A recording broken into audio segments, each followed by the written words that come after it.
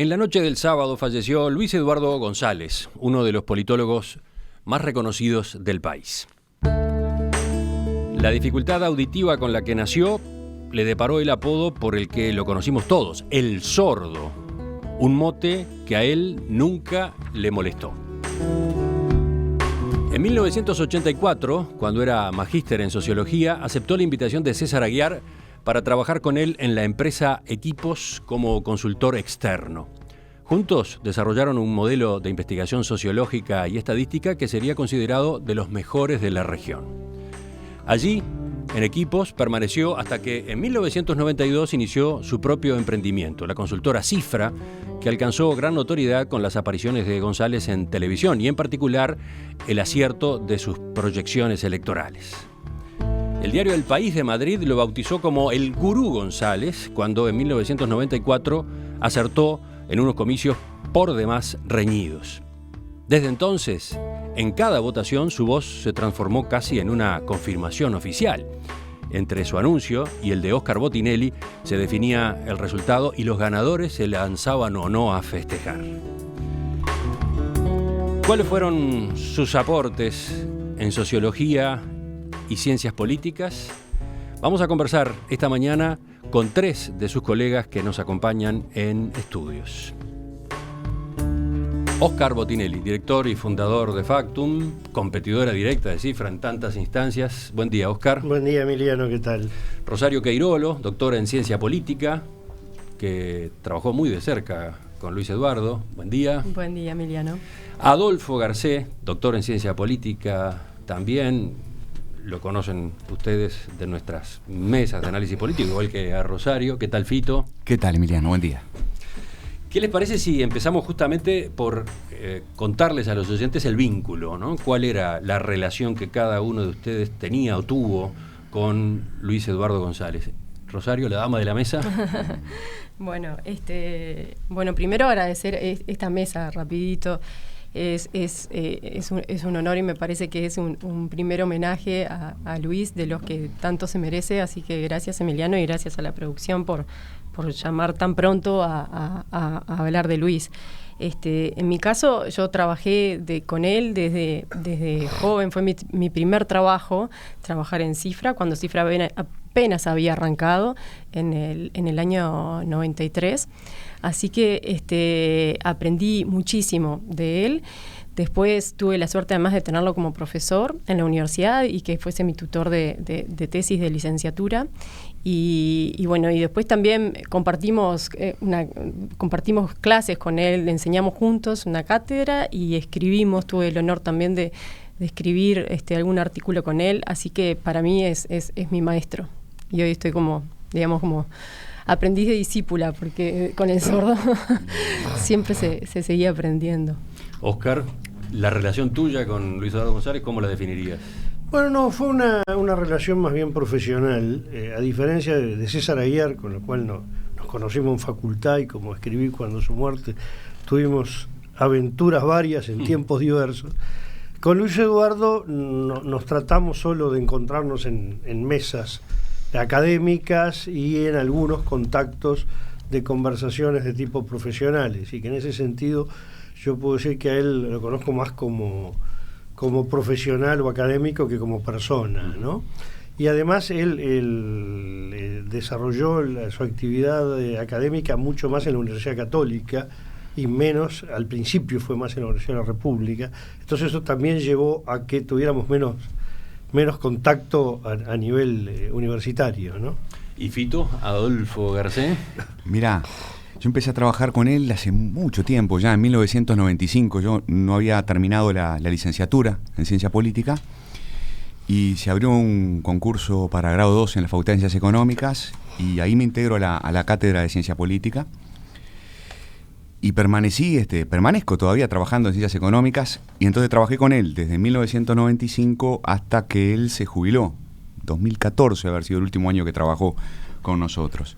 Entonces, bueno, casi 2 décadas, ¿no? 2 décadas de ese privilegio de trabajar con él. Les propongo que escuchemos la voz de Luis Eduardo González. En este caso, en una intervención en Telemundo de Canal 12, Después de las elecciones internas del año 2014, la primera encuesta posterior a aquel escalón del proceso electoral. Amigas, amigos, llegó el momento en Telemundo de conocer los datos que tiene Cifra, que tiene Luis Eduardo González. Bueno, Luis Eduardo, ya sabemos quiénes son los que compiten. Están todos los nombres, no cabe ninguna duda, ¿no? Está claro, te lo digo para que me digas que no, ¿está claro lo que va a pasar en octubre? No. No está claro. Recién estamos saliendo de las gateras. Bien. No. Vamos con los paraguas. Permítame. Adelante. La ceremonia de apertura del paraguas, Aldo, es Perfecto. importante. Los números que vamos a decir ahora son las fotos de hoy. Muy bien. Faltan 3 meses para las elecciones. No son un pronóstico futuro. Muy bien. Pero tenés una foto razonable de lo que está pasando hoy. Muy bien. ¿Sí? No, adelante, adelante. Adelante. Entonces, mirando la foto de hoy, Sí. el Frente recibiría el 44% Vamos a verla, ya mismo, aquí la tenemos. de los votos de los uruguayos. Bien, ahí está. El Partido Nacional, el 36%. El Partido Colorado, el 10%. La ceremonia de apertura del paraguas era una expresión que utilizaba Luis Eduardo González, donde además aparece su sentido del humor, que lo tenía, ¿no? Pese a ese rostro serio, severo, que era el que en principio uno veía, destilaba mucho de estos otros juegos en sus intervenciones. Y en primer lugar para reírse de sí mismo, ¿no? Claro, un cráneo, claro, por supuesto. Para reírse de su sordera, Sí, por ejemplo. Por supuesto, sí. Bueno, capaz que me adelanto a contarlo ahora, ¿no? Pero ahora que hablamos de esto, él empezaba las clases allá en Ciencias Económicas, haciendo de cuenta que nadie lo conocía. Imagínate, ¿no? Esos 150 o 200 estudiantes que teníamos, en ese momento, no sé, un porcentaje altísimo lo conocía. Entonces él empezaba diciendo, bueno, me llamo Luis Eduardo González, me dicen el sordo, porque soy sordo como una tapia. Y a veces cuando estaba especialmente picante agregaba, soy sordo pero no soy estúpido, si quieren hablar conmigo me mandan un papelito, le preguntan a y era yo que tenía hablado. Una fiera. Decía ayer en Twitter Pablo da Silveira, el filósofo y columnista de prensa, le dio credibilidad a las encuestas en este país. Hubo un trabajo muy importante que desarrolló Luis Eduardo González junto a César Aguiar, junto a Óscar Botinelli. ¿Cómo fue aquel proceso, Óscar, que fue casi simultáneo con el regreso a la democracia? Sí, digamos, el pionero en el desarrollo de encuestas científicas de opinión pública y con divulgación fue César Aguiar, ¿no? Que se larga al agua en mayo del 84, ya venía haciendo investigaciones de mercado, trabajando en publicidad, habiendo hecho algunos estudios de comportamiento electoral, y se largó en algo que era una aventura absolutamente desconocido. Ahí empieza a incorporar gente a que colabore con él. Luis Eduardo creo que estaba ya preparando la tesis en Yale, y ahí César lo ayuda a proveer bases de datos, que eran bases muy primarias de las primeras experiencias que se hacían. Tanto que en la elección del 84 realmente las encuestas pasaron un poco inadvertidas. Ya empiezan a tener más picante a partir del 85, sobre todo el manejo de la interna al frente y algunas precandidaturas, y ya empezaron las barométricas, ¿no? Y el panorama se abre en el 89, aparecemos nosotros el 16 de abril, ya en febrero del 93 sale públicamente Cifra, que había estado trabajando previamente, y entonces bueno, ya con 3 consultoras, cubriendo 3 canales de televisión, cubriendo 3 radios, estaba Espectador con Perspectiva, Sarandí, Nuevo Tiempo, que había surgido en aquel momento también, dio un impacto que fue un insumo nuevo, muy importante, y además con un dato que nos llevó a todos, yo creo que no fue una elección específica, a trabajar prácticamente con todos, por lo menos con todos los partidos y en general con muchos sectores. Entonces no apareció, como fue el modelo argentino, la consultora tal del kirchnerismo, la consultora tal de ¿no? Y eso dio mucha credibilidad. Yo agregaría, Óscar, a ver si mi memoria anda bien, que antes del surgimiento de equipos con ese tándem César Aguiar, Luis Eduardo González, lo que teníamos era Gallup, ¿no? Básicamente era Gallup, que además había cometido aquel error, o no error, pero aquel pronóstico tan equivocado con respecto al no, con respecto al sí, con respecto al plebiscito del 80 en Uruguay, ¿no? Sí, Gallup, que surgió en los años 50 como Instituto Uruguayo de Opinión Pública, no llegó a tener la credibilidad, no me refiero en cuanto a confiabilidad, sino en cuanto a dimensión de los políticos. Yo me acuerdo de ver en el Palacio Legislativo los libros, los boletines de Gallup, y la gente los miraba, estoy hablando de los legisladores, los líderes políticos, con una curiosidad, pero no se les ocurría ni fijar una estrategia ni ver cómo estaban por eso. Tú fíjate una cosa, la elección del 94, que fue uno de los problemas serios que hubo, porque además es cuando Canal 10 participa la Universidad de la República con Ciencias Económicas anunciando el triunfo de Tabaré Vázquez y con la Universidad de Valencia, que creó un lío fenomenal. Paralelamente a la difusión de la encuesta boca de urna o de la proyección de escrutinio, seguía dándose el Ministerio del Interior. Ajá. Entonces la confusión, a las 2 de la mañana, ¿cómo van a decir que gana el Partido Colorado si el Ministerio del Interior, nada menos, la información oficial da que gana el Partido Nacional? Sin tomar en cuenta que esos eran parciales. Bueno, pero era muy difícil hacer. No, pero el Ministerio del Interior lleva 1 millón de votos y esto dijeron que eran nada más que 200 circuitos, ¿no? Entonces, recién el 99 yo creo que es el año que las encuestas, por lo menos en cuanto a divulgación de datos electorales, se consagran. El 25 de abril del 99 es cuando los candidatos elegidos en cada partido pronuncian sus discursos de ganador o de perdedor en base a las proyecciones de las consultoras. Yo creo que ese es el momento, desde el punto de vista público, de consolidación, ¿no? Tú recordabas cuando el Sordo González se incorpora a equipos. Él mismo en alguna entrevista contó la anécdota.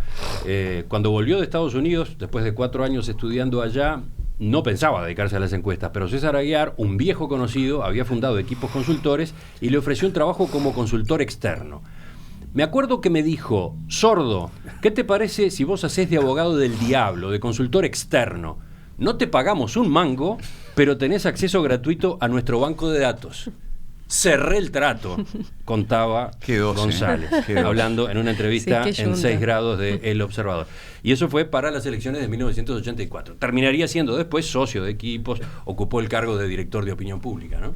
Sí, me parece que esa yunta era una yunta poderosa y de hecho Luis y César después tuvieron como un emprendimiento conjunto, también tratando de expandirse en la región. Claro, después que se habían separado, exacto, volvieron a coordinar para mucho trabajar tiempo en Argentina, después para trabajar en Argentina y era increíble verlos trabajar juntos y las reuniones que tenían. Bueno, parece que se divertían muchísimo cuando iban juntos a conversar con diferentes candidatos y presentaban los resultados que iban obteniendo.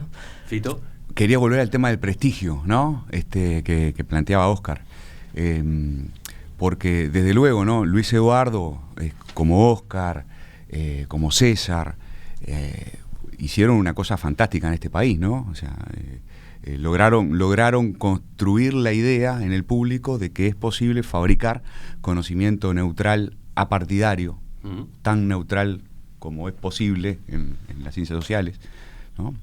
Con las limitaciones que esto tiene, ¿no? Y apartidario en un país como este, ¿no? Un país tan empapado de los partidos, tan lleno de competencia política. Lograron un milagro, ¿no? Y ese milagro empezó en el mundo de las encuestas y después derramó de un modo mucho más amplio. Los que hemos escrito algo sobre el desarrollo de la ciencia política en Uruguay siempre insistimos en este argumento, ¿no? Que es gracias, por supuesto, gracias también a lo que se hizo en el Instituto de Ciencia Política, a lo que hizo nuestro queridísimo profe Lanzaro y los fundadores del instituto.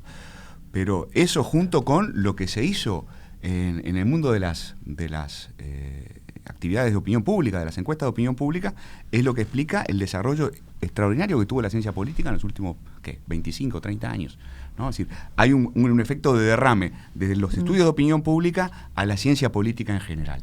Y es una de las razones por que le estaremos a esa generación y por supuesto al sordo eternamente agradecidos. Sí, creo que comparto totalmente lo que dice Fito.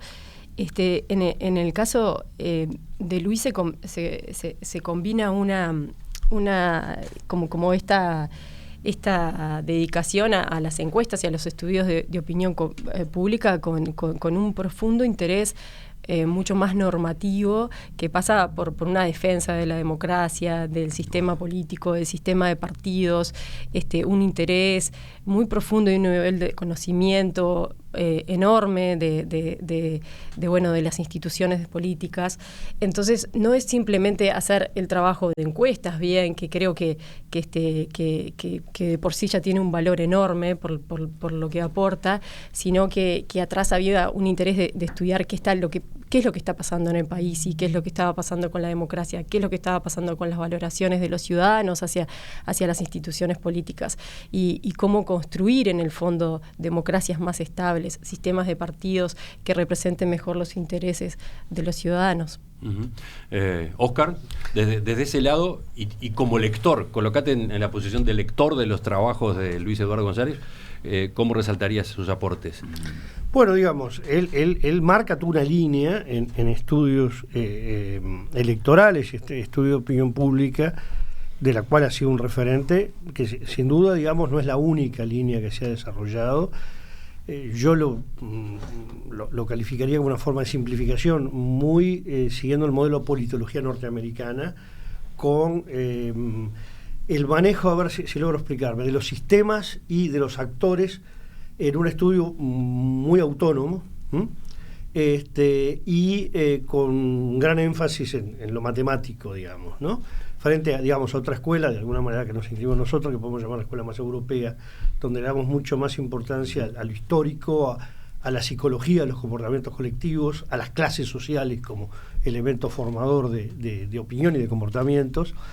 Y lo mismo en lo comparativo. Luis Eduardo en general ha manejado más la comparación de Uruguay con los procesos latinoamericanos. Nosotros en la línea del Comparative National Election Project manejamos la comparación de Uruguay con las otras democracias de partidos de largo arraigo, como son las europeas. Digo, importante marcar incluso... Está bueno que se conozcan las diferencias, las líneas de trabajo de unos y de otros. Sí, que son, en definitiva, conceptualizaciones académicas, ¿no? Incluso en ese sentido, él lo veía, como dice Rosario, yo diría en una línea muy militante, decir, bueno, con esto tenemos que construir democracia, ¿no? Quizá nosotros tenemos una visión un poco más, es decir, queremos no involucrarnos con el objeto de estudio. Si la gente no quiere democracia, que no la quiera. Lo que quiero saber es por qué no la quiere, ¿no? Pero él lo hacía. Más aún, él en algún momento él decía por qué llega a empezar los estudios sociológicos. Dice, una generación que se vio muy convulsionada, estamos hablando de la generación pre-golpe Estado, ¿no? Y la generación que va a la guerrilla. Y entonces, bueno, yo lo que quería era estudiar por qué esa generación fue para donde fue, ¿no? Es decir, había toda una motivación de explicar un comportamiento determinado que a él le preocupa ese comportamiento, ¿no? Sí. Ustedes, Fito, Rosario, sobre esta actividad académica de Luis Eduardo González, ¿qué agregan? Porque los veía mientras hablaba Óscar, los veía anotando apuntes. Sí, claro, cosas que no me quiero olvidar. Yo creo que, Luis Eduardo hizo toda la vida, ¿no? Toda la vida un esfuerzo muy, muy fuerte por mantenerse en el mundo académico, ¿no? Combinando esa cosa del profesional, el empresario, el hombre de opinión pública, combinándola con el profe universitario y con el académico. Él todo el tiempo siguió escribiendo papers, algunos de los últimos, desde luego, con Rosario, por quien tenía especial cariño, ¿no? Ese decía Rosa. Rosa, ¿no? Un cariño muy especial por Rosario. Pero yo creo que el principal aporte de Luis Eduardo fue su tesis de doctorado, que es cuando obviamente, donde pudo poner más tiempo, más energía, volviendo al tema del humor, Él cuando hablaba en algún momento de su libro, decía el libro menos leído del Uruguay, Estructuras Políticas y Democracia en Uruguay, un libro que para mí sigue estando en el top 3, no sé, debe ser de los 3 mejores libros de ciencia política publicados en Uruguay, desde que existe la profesión. Y en ese sentido fue, esa tesis que él hizo en Yale con Juan José Lins, fue una tesis pionera, porque fíjate que en ese principio de la década del 90 recién estaba empezando el debate sobre cómo podían funcionar de verdad los presidencialismos en América Latina. Se venía de toda la discusión iniciada por el propio Lins, acerca de, en qué medida el presidencialismo era disfuncional para la estabilidad de la democracia. Y Luis Eduardo se colocó en esa discusión con el caso uruguayo de un modo muy original, vinculando el tema del presidencialismo, la forma de gobierno, con el formato del sistema de partidos. Él hizo un aporte muy interesante en ese punto. Y bueno, yo creo que ese es, si tuviera que redondear, diría, ahí está lo más interesante, el aporte más sustantivo de su carrera académica. Ya va Rosario, pero antes Oscar pide un apunte. No solamente, pues ahora me estaba recordando que no aparece mucho en sus trabajos académicos, pero sí cuando en Uruguay se empieza a discutir la necesidad de, hay que reformar, apenas se entra en la restauración democrática.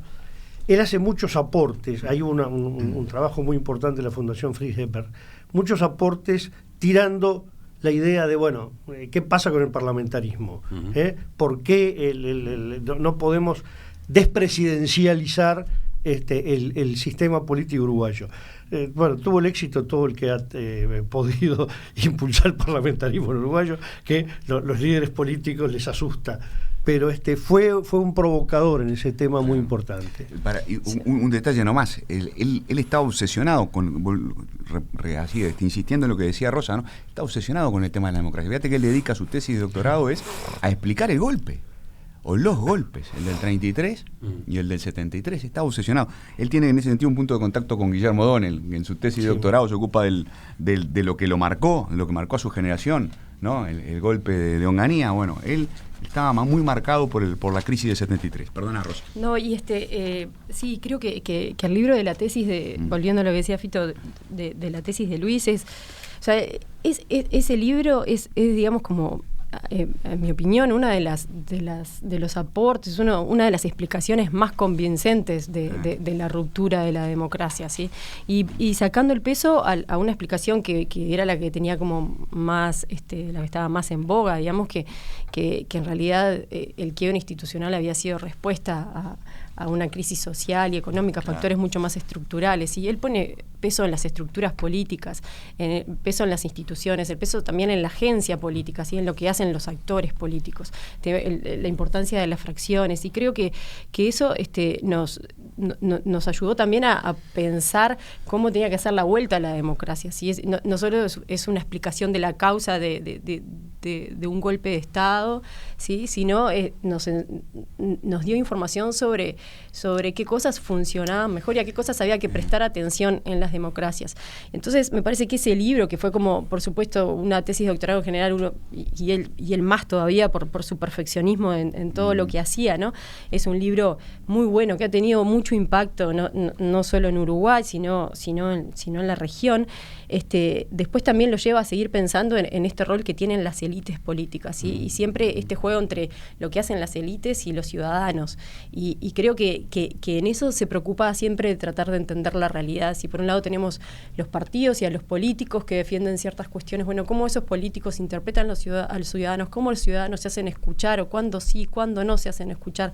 Y en eso también sus trabajos posteriores, que a veces en forma de consultoría, a veces en forma de artículos académicos, sobre entender la región, como decía Oscar, ¿sí? No solo Uruguay, ¿sí? Entender Honduras, entender los países andinos, entender la región en general de América Latina en este conflicto entre lo que hacen los partidos y cómo escuchan o no escuchan a sus ciudadanos. A propósito de su propia peripecia política, un tema que al público siempre interesa y que da pie a todo tipo de especulaciones, y en el caso del sordo también pasaba.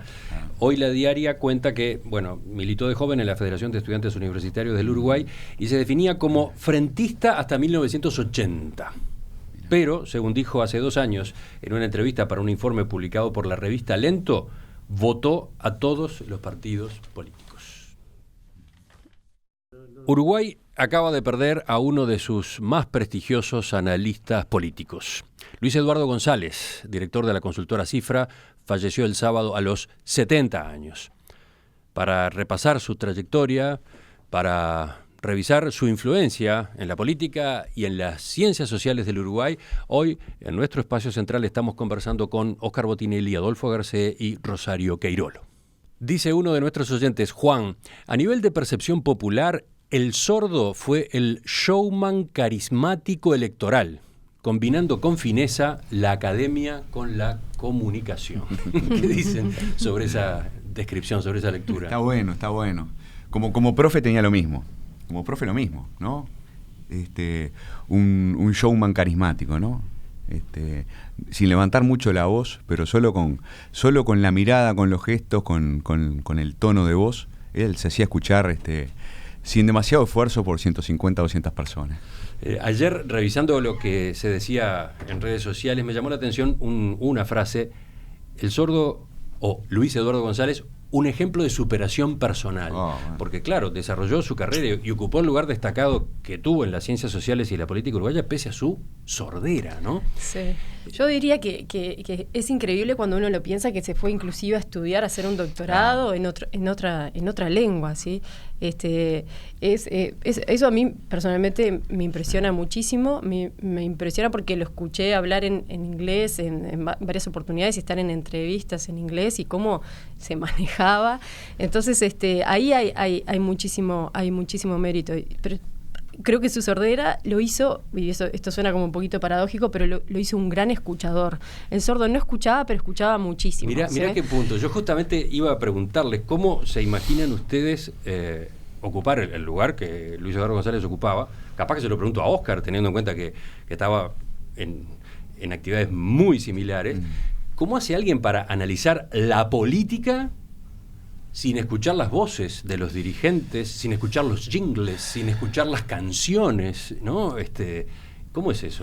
Sí, no, ¿Cómo se llega a ese nivel de abstracción, no? Yo muchas veces pensaba sobre todo algo que para mí resulta muy importante, en el detectar el funcionamiento político. Yo le doy muchísima importancia al diálogo permanente con los actores políticos. Desde que uno recoge miles de informaciones, tener el mapa de todos los caudillitos de todo el país y cuánto inciden o no y cuánto se le atribuye una incidencia que después se demuestra que no la tienen, etcétera, a ver cómo piensan, ¿no? Es decir, sacado el discurso, comiendo, tomando un café, cuando uno ve cómo ven el Uruguay, cómo ven la política, cómo ven sus aspiraciones, y que uno empieza a construir mapas diferentes. Y eso lo hacía permanentemente. ¿Qué? Y eso lo hacía Luis Eduardo. Bueno, tenía mucha dificultad para hacer eso, ¿no? Sí, pero ese era un tema que él tenía que hacer un esfuerzo, digamos, sobrehumano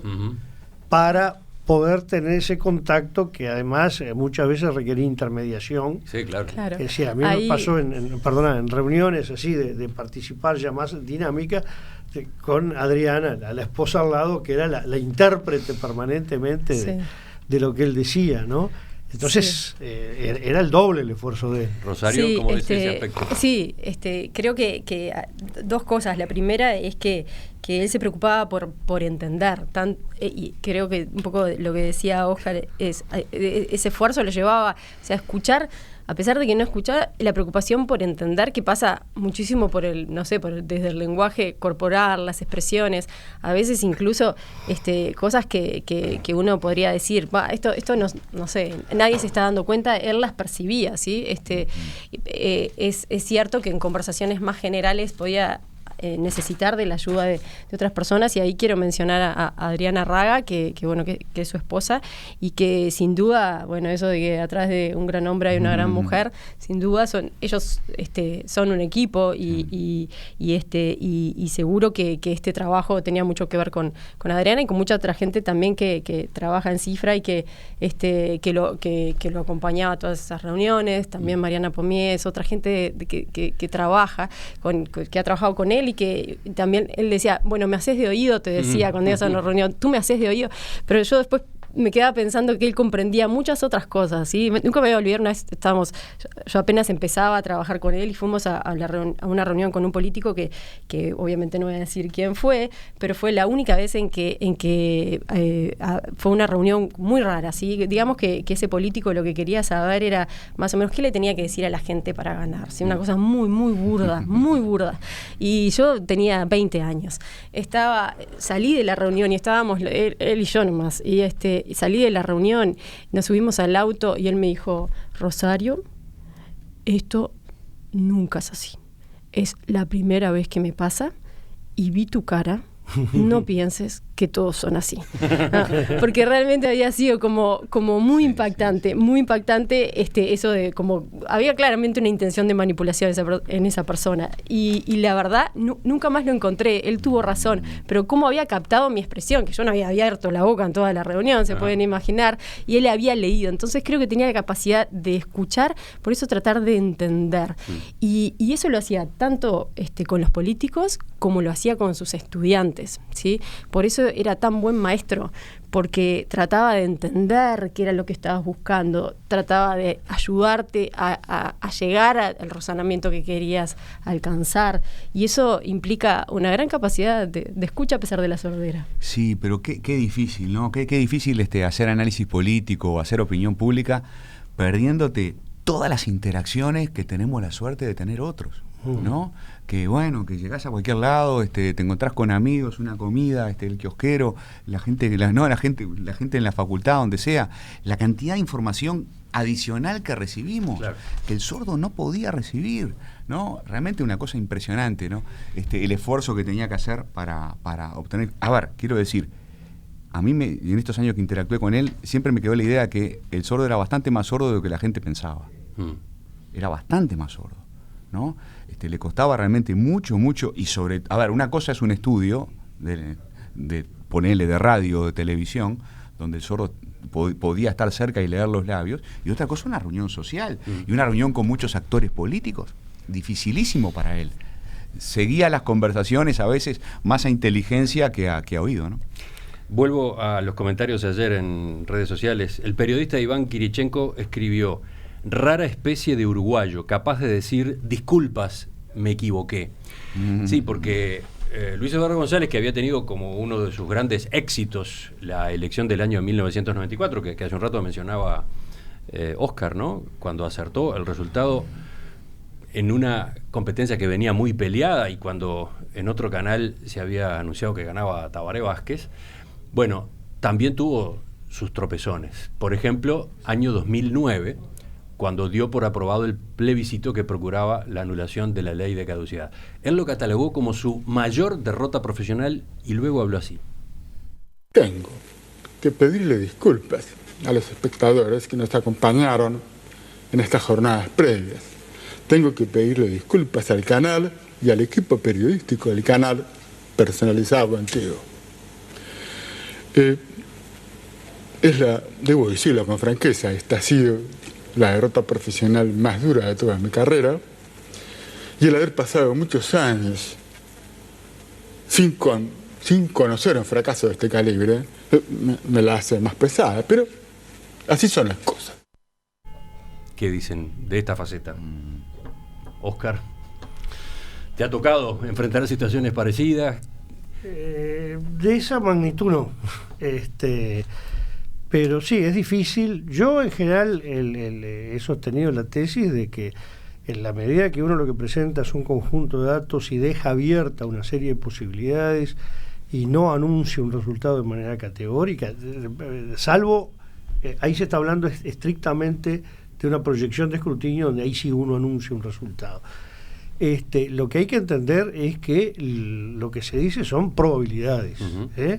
El caso, por ejemplo, de la mayoría parlamentaria del Frente Amplio en el 2014, o el caso de las elecciones internas, donde había probabilidades para un candidato o para otro, ¿no? En materia de proyección de escrutinio, sí, es más duro el tema, porque ahí se anuncia un resultado, y además el drama es que entre lo que uno anuncia y lo que la gente interpreta hay un gap que es peligroso, ¿no?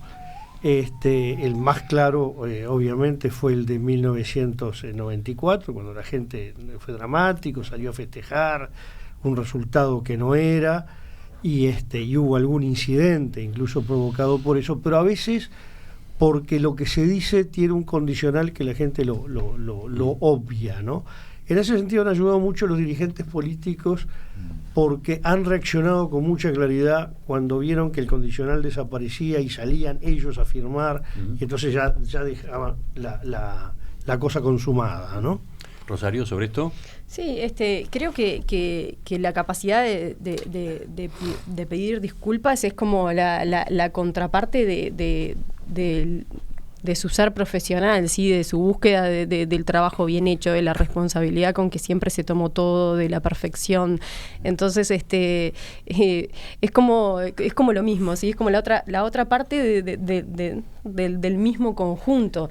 Con todo lo que cuidaba los detalles, con todo lo que a todos los que trabajamos con él, siempre decía esto de te dejas cortar la cabeza por esto, te decía antes de que le entregaras cualquier cosa, si ibas, te pedía cualquier cosa, ibas, le mostrabas los datos y dices, te dejas cortar la cabeza con eso, lo que a la primera vez, imagínate, te volvías corriendo a revisar, después ya trabajabas para que frente a cuando te preguntaba eso pudieras decir sí. ¿Sí? Y eso lo hacía continuamente, era el ejemplo de trabajar de esa manera. Entonces, claro que algo que no funciona como él esperaba, iba a llevar a decir disculpas, porque yo estaba convencido de que hasta acá estaba. Y como decía Óscar, en esto hay también nuestro trabajo yo creo que tiene mucho de ciencia, pero tiene mucho de arte, y él siempre lo decía, acá también hay mucho de arte, y bueno, y estas cosas son probabilidades que pueden pasar. Sí, sabes que yo pienso lo mismo, ¿no? Que es una dimensión, puede ser visto como una dimensión de su profesionalismo extremo, ¿no? Un maniático realmente, perfeccionista, y es una dimensión también de su coraje, un coraje, ¿no? O sea, ese coraje del que hablábamos hace minutos, ¿no? Con ese problema para escuchar haciendo opinión pública, con ese problema para escuchar yendo a los medios, con ese problema para escuchar dando clases, con ese problema para escuchar yendo a Estados Unidos, ¿no? Y haciendo un doctorado en otro idioma. Y bueno, y con todo el esfuerzo que ponía para hacer las cosas bien, ¿no? Tener el coraje de reconocer errores, es espectacular. Berkeley International Seguros Uruguay ofrece una póliza exclusiva de cobertura para directores y gerentes, brindando la tranquilidad y el respaldo necesarios a quienes exponen su patrimonio en forma permanente en la toma de decisiones. También para directores y gerentes, sentirse seguro es sentirse Berkeley. Ya estamos en el final de esta conversación hoy lunes. A propósito de la vida y la obra de Luis Eduardo González. Yo les he ido planteando algunas preguntas, pero me gustaría dejarles libertad absoluta para, digamos, la última intervención de cada uno. ¿Fito? Cortito. Primero agradecer, ¿no? Agradecer la oportunidad de estar acá. Es muy difícil hablar del sordo y de la gente querida en pasado, ¿no? Entonces te agradezco mucho, Emiliano. Segundo, y le doy la palabra ahora a Rosa, hace exactamente 2 meses, el 12 de julio, cayó el mail de la Asociación Uruguaya de Ciencia Política convocando a candidaturas para el premio Aldo Solari. El premio Aldo Solari es un premio creado hace 3 años,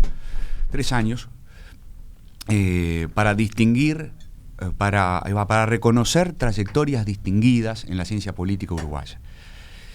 La primera edición del premio Solari se lo dimos a Jorge Lanzaro, y el 12 de julio, en cuanto llegó el mail a mi computadora, le escribí a Rosa.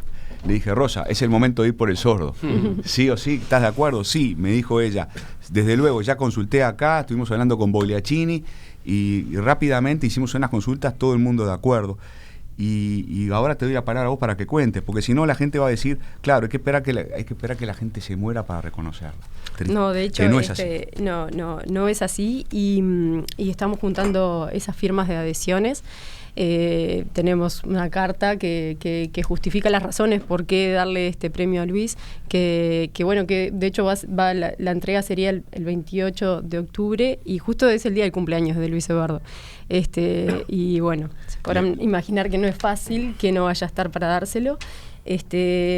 Nosotros no te pases de modesta, no te pases de modesta. Le pedimos a Rosario, por su cariño, por su amistad y por su profesionalismo, le pedimos a Rosario que junto con otro querido colega, con Juan Andrés Moraes, que redactaran esa nota que ya está circulando y va a seguir circulando para que los demás politólogos la firmen. Perdónanos. Sí, también intervino Juan Boialchini y decir que por supuesto este va a ser como un homenaje. Hicimos el año pasado otro, gracias a Dios, en vida, se lo pudimos hacer a Luis, le dimos el título de profesor emérito del Departamento de Ciencias Sociales y Políticas de la Universidad Católica, pero me parece que no nos alcanzaría para decir todos los homenajes que nos gustaría darle, sobre todo a aquellos que fuimos sus alumnos. Creo que el sábado se fue un gran maestro, además de un gran politólogo, y eso no es fácil de encontrar. Alguien que realmente sea generoso, que comparta su conocimiento, que ayude a crecer a las generaciones más jóvenes y los impulse hacia adelante.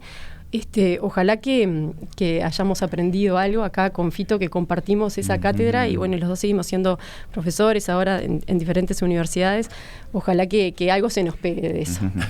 Oscar, cerramos contigo.